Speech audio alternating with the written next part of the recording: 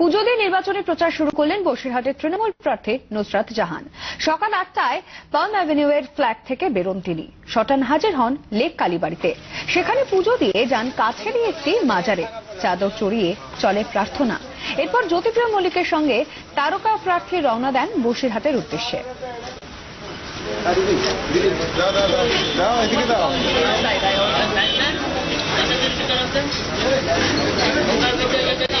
আপনারা দেখতে পাচ্ছেন লেক কালীবাড়িতে পুজো দিয়েছে নুসরাত জাহান, সেই ছবি। অন্যদিকে মাজারে তিনি চাদর চড়িয়ে প্রার্থনা করলেন এবং তারপরে জ্যোতিপ্রিয় মল্লিকের সঙ্গে তিনি প্রচারের উদ্দেশ্যে বেরিয়ে পড়বেন। আপনারা দেখতে পাচ্ছেন একদিকে মন্দিরে পুজো দিয়েছে নুসরাত জাহান, অন্যদিকে মাজারে প্রার্থনা করেছিলেন, সেই ছবি আপনাদের সামনে জি 24 ঘন্টায়।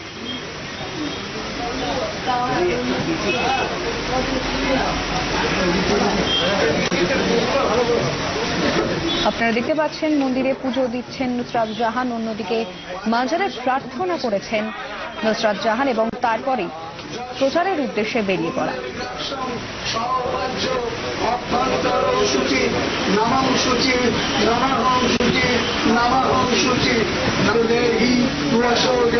বিজেপির পাখির চোখ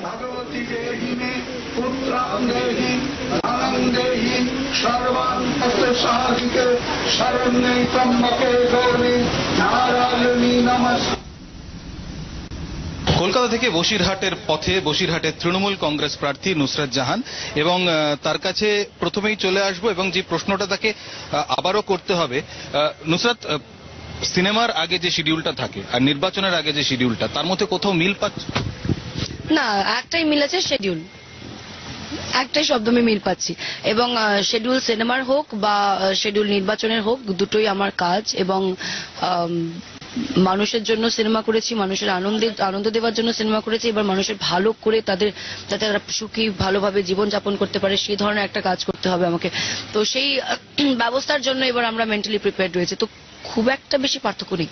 মানুষের কাছে কি নিয়ে যাচ্ছে, মানে কি বলবে মানুষের কাছে? মানুষের কাছে আমি নিজেকে নিয়ে যাচ্ছি সবচেয়ে প্রথমে। নায়িকা হিসেবে না নেত্রী হিসেবে?